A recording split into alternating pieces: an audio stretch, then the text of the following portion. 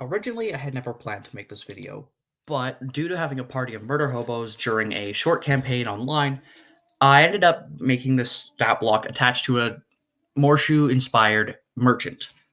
Now, originally, this stat block was for a rich, noble villain that used money as his power, literally. And I ended up transferring the stat block to Morshu because the murder hobos had effectively crossed the line with where I could stop considering them heroes. NPCs were no longer like them. They were trying to be arrested constantly. And at that point, I knew I had to do something. So I decided that Morshu was, in terms of this campaign, incredibly powerful, but just some guy that wanted to make a living. So he never used his powers at all, unless it was really necessary. With the party threatening him, I decided this was the time to test out the stat block and had Morshu fight them. This build was fairly strong, so it has been reduced a little bit. But overall, it seems to be not broken compared to what it originally was. For starters, his stat line runs a 10 strength, an 18 dexterity, a 14 in constitution and intelligence, 15 in wisdom, and 20 in charisma. The reasoning behind this was that I didn't want Morshu's physical attacks with his short sword, his only actual melee weapon, in order to be completely overclassed by everything else and give him no reason to. He wants to hide his other ones, and he's trained with a sword. This is a backstory reason. Can be changed if you decide to use this. 18 in dexterity because Morshu is fairly good at combat. Like I said, he has trained. He is a merchant. He has trained himself for combat in the event of robbery and such.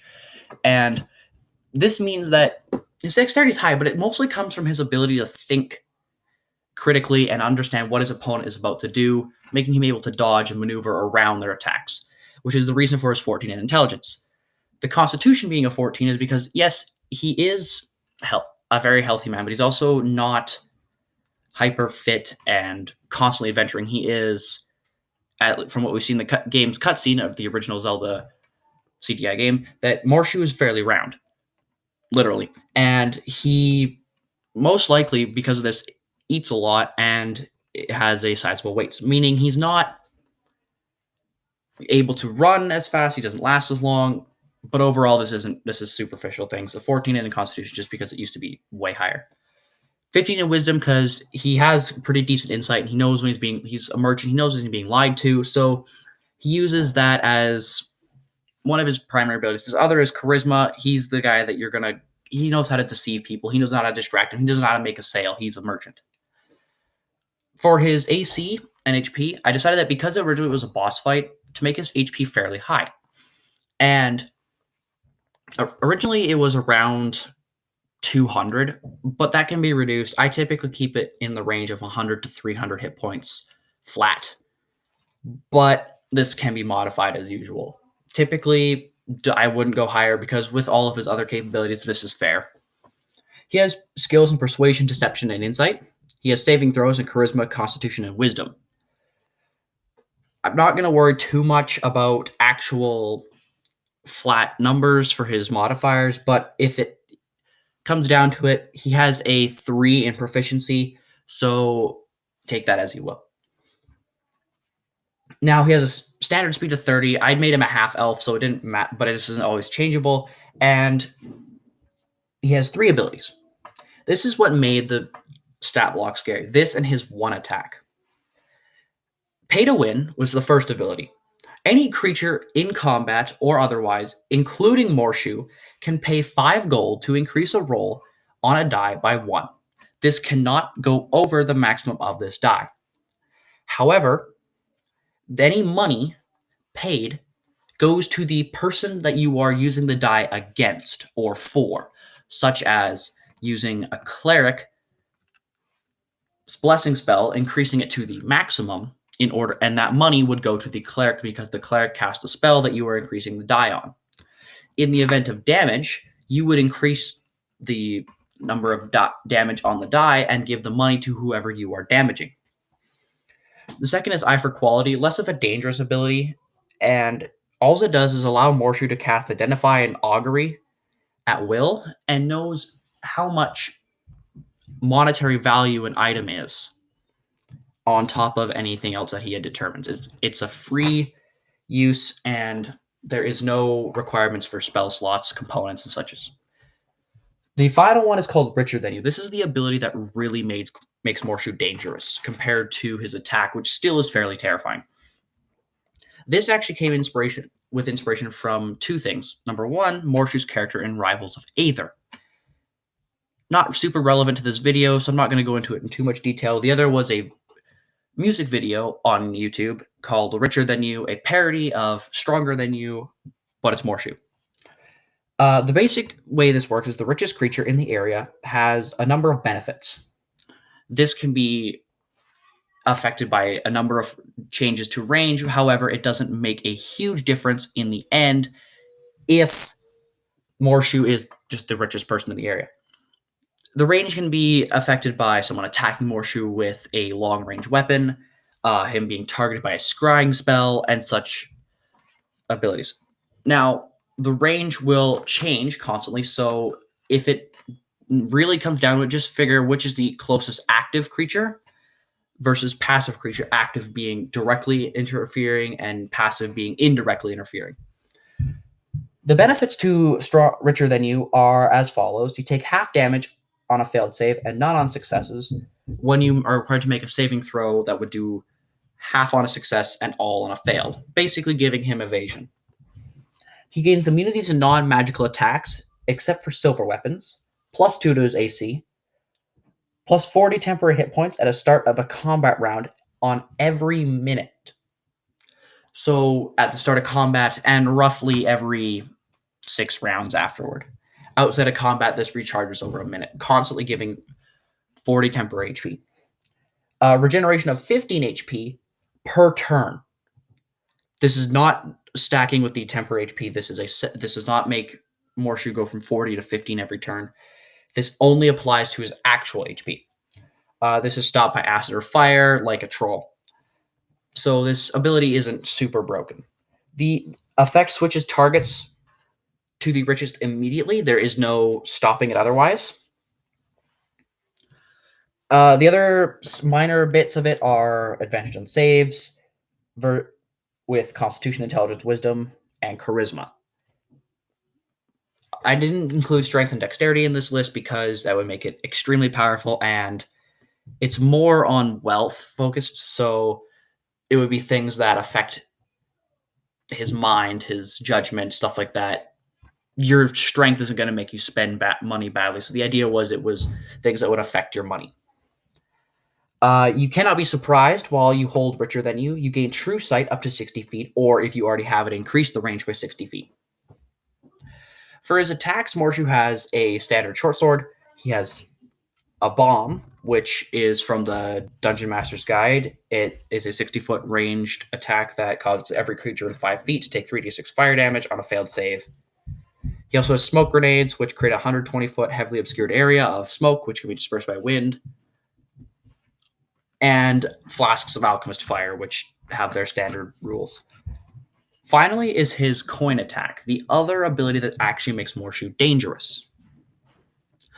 Morshu will throw a coin with lethal force. Now, this has a few dice rolls involved to determine what the attack will end up doing before damage. The first time at the time this attack is used, you roll 2d6.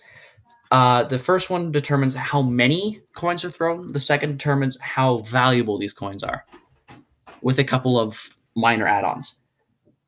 Each coin can target one or multiple creatures, so an attack of 4 coins can target up to 4 creatures.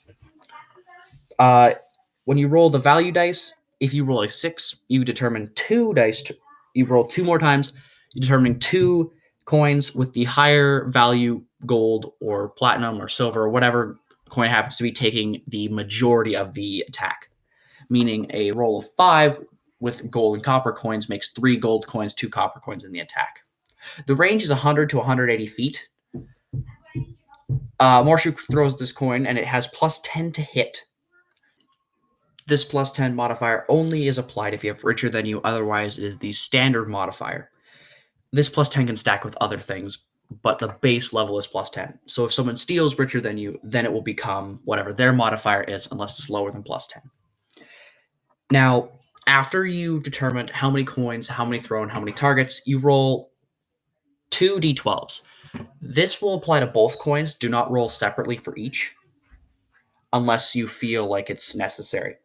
I typically didn't unless they actually were threatening Morshu, then that would trigger and it would cause two different types of damage, one for each coin type.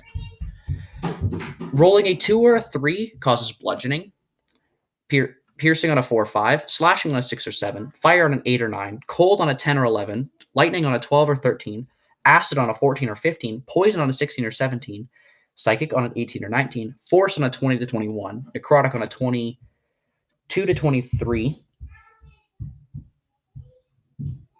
24 or 25 was thunder damage, and then the remaining was radiant. Now, these coins deal damage in a scaling system. So all coins have a value associated with the damage. So copper is the lowest damage and the lowest value, and platinum is the highest damage, highest value. These coins can be retrieved. They don't get destroyed by the attack. So, and this does count as Morshu technically lowering his wealth. So all of his abilities do kind of double-edged sword here. Now, the coins deal damage as follows. Copper dealing 2d4 plus 8, Morshu standard modifier. This is because of richer than you. Otherwise, it would be the standard plus 4. Because of richer than you, it doubles. Silver is 2d6 plus 8. Electrum is 2d8 plus 8. Gold is 2d10 plus 8. And platinum is 2d12 plus 8.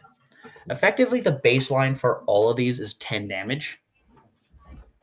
And it goes higher with pay to win, but it can be changed if that ability is stolen. This is an ability that is tied to the attack. Only the person wielding the stat block can do it. This is not a feat. This is not a skill. This is not a magic item. This is something directly tied to the person.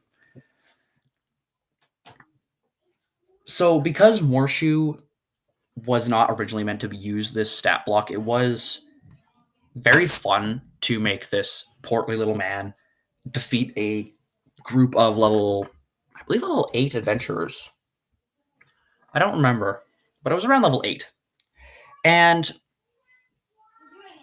it makes me really enjoy the stat block. And it's one of my favorite monsters that I've built.